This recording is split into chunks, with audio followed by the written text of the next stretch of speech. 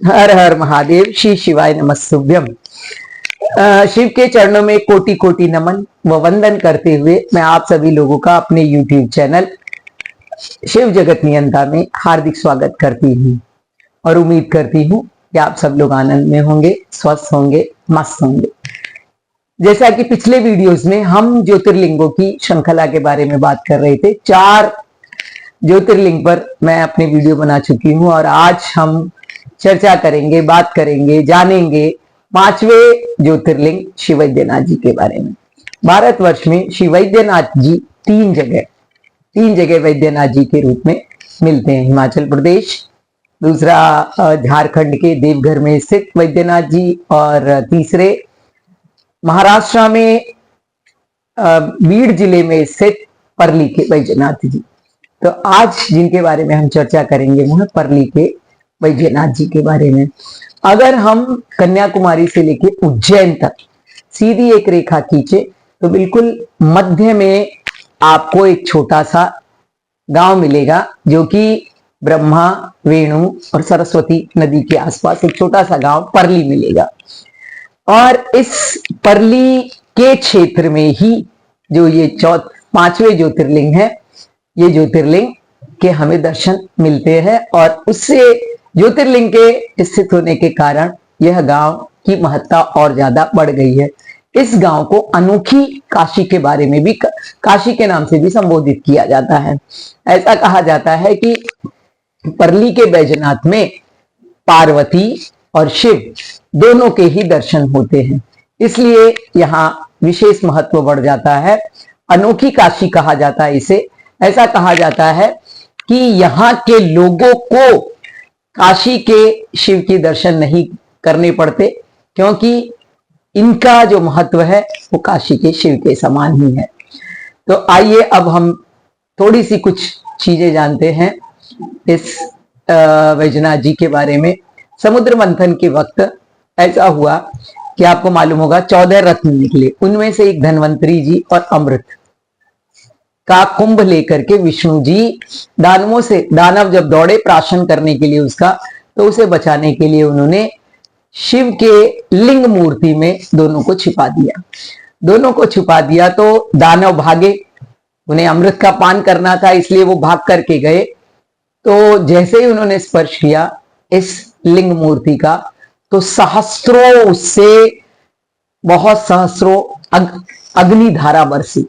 लेकिन देखिए आश्चर्य की बात, जब शिव भक्तों ने उनका स्पर्श किया तो अमृत की धारा निकली। यही एकमात्र ऐसा शिवलिंग है जहां पर दर्शन हाथ लगाकर, स्पर्श करके किया जाता है।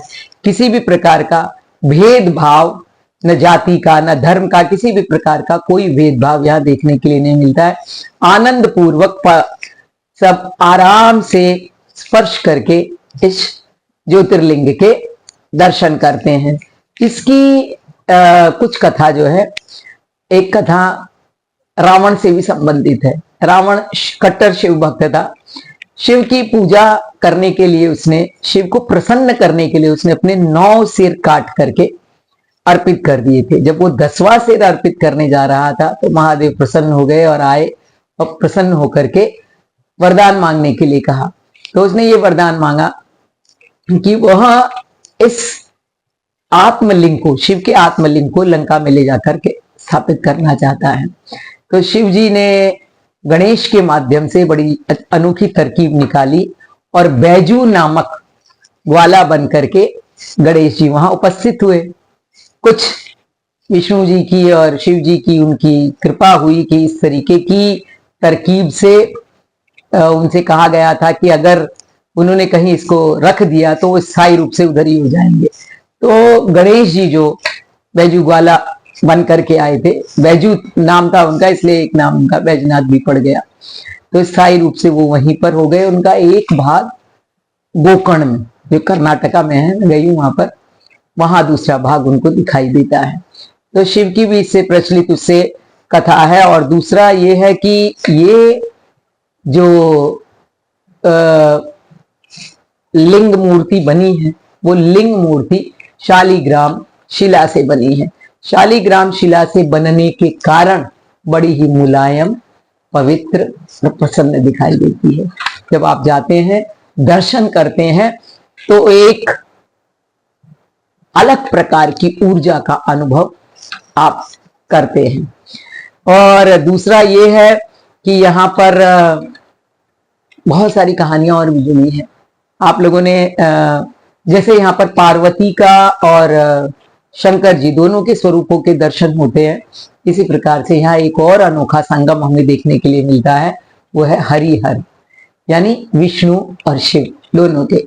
तो विष्णु और शिव के दर्शन करने के लिए हमें कुछ विशेष प्रकार के उत्सव, जैसे कि त्रिपुरी पूर्णिमा, जैसे कि महाशिवरात्रि, बैकुंठ चतुर्दशी, विजयादशमी, चैत्र पाड़वा इत्यादि पर बेलपत्र और तुलसी दोनों की एक अनोखी प्रकार की परंपरा यहाँ देखने के लिए मिलेगी कि शिव को तुलसी चढ़ती है और विष्णु जी को बेल चढ़ता है। ये परंपरा, ये रीत, ये अनूठी जो चलन है, ये केवल आपको यहाँ पर देखने के लिए मिलेगा। मार्कंडेय जी का नाम आपने सुना होगा। मार्कंडेय जी को अल्पायु का योग था, तो यमराज की पकड़ से इस अल्पायु के योग को दूर करके उन्हें जीवन दान देने का काम यहीं पर हुआ था। और सत्यवान और सावित्री की कथा तो आपने जग प्रचलित है, सब जानते ही हैं। वो भी यहीं पर हुई थी, एक वटेश्वर करके वहीं पहाड़ पर आज भी वो वटवृक्ष विद्यमान है। तो ऐसा कहा जाता है ये बड़ी पवित्र और पावन भूमि है। यहाँ पर आप जब आएंगे तो आपको अनेक प्रकार के मंदिर, आश्रम, समाधि, तीर्थ स्थल लेके दर्शन करने के लिए मिलेंगे। इसमें आपको सांवले, गोरे और काले तीनों प्रकार के राम जी के दर्शन करने के लिए मिलेंगे। विट्ठल जी के झिंगुर वाले गोपीनाथ जी के दर्शन करने के लिए मिलेंगे। शनि, विट्ठल सभी के दर्शन करने के लिए मिलेंगे। और सबसे आश्चर्य की बात है, आश्चर्य नहीं कहिए कि ये मतलब आपको करना ही पड़ेगा कि वैद्यनाथ जी के दर्शन करने से पहले बिना सूंड वाले गणेश जी, जो कि एक पहलवान के समान आसन पर विराजमान है, उनके दर्शन करने के बाद ही आप दर्शन वैद्यनाथ जी के कर सकते हैं।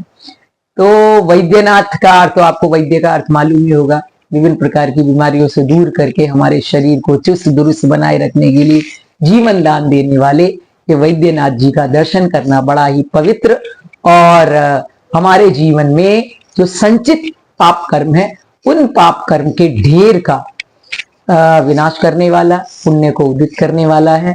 जब भी आपको मौका मिलता है, महाराष्ट्र में आते हैं, आप अवश्य जाइए, दर्शन करिए, पुण्य प्राप्त करिए। इसके बाद हम अब छठे ज्योतिर्लिंग भीमाशंकर, जो कि वो भी महाराष्ट्र में है, उसकी बात करेंगे। फिर मिलेंगे अगले वीडियो में। हर हर महादेव, श्री शिवाय, नमस्ते।